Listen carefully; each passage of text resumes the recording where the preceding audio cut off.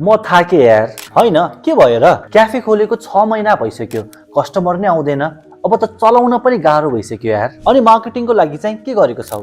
खासै केही पनि गरेको छुइनँ। राम्रो लोकेसनमा चाहिँ खोलेको छु, सो मान्छे आफै आउँछ सोचेको, झिङ्गा पनि आउँदैन यार। त्यसरी हुँदैन नि। तिम्रो जस्तो क्याफे त कति छ मार्केटमा, तर तिम्रो क्याफेमै मान्छेहरू किन आउने त? खै के गर्ने त यार? त्यसको लागि तिमीले राम्रो राम्रो अफरहरू क्रिएट गर र त्यो अफरलाई फेसबुक र इन्स्टाग्राम एडको थ्रु आफ्नो क्याफेको 5 किलोमिटर रेडियसमा प्रमोट गर्न सुरु गर। हरेक 2 हप्तामा नयाँ नयाँ अफर प्रमोट गर्नु र कस्टमरले जुन अफर बेसी मन पराउँछ त्यो अफरलाई चाहिँ अझै पुश गर्नु। याद राख कि क्याफे बिजनेसमा फ्रिक्वेन्टली अफर क्रिएट गरिराख्नु पर्ने हुन्छ। राम्रो अफर देखेर नयाँ कस्टमरलाई अट्र्याक्ट गर्छौ र त्यो कस्टमरलाई मिठो खाना र राम्रो सर्भिस दिएर रिपिट कस्टमरमा कन्भर्ट गर्छौ। ए नाइस, मलाई राम्रो लाग्यो यार आइडिया। म आजैबाट राम्रो राम्रो अफर क्रिएट गर्न सुरु गर्छु।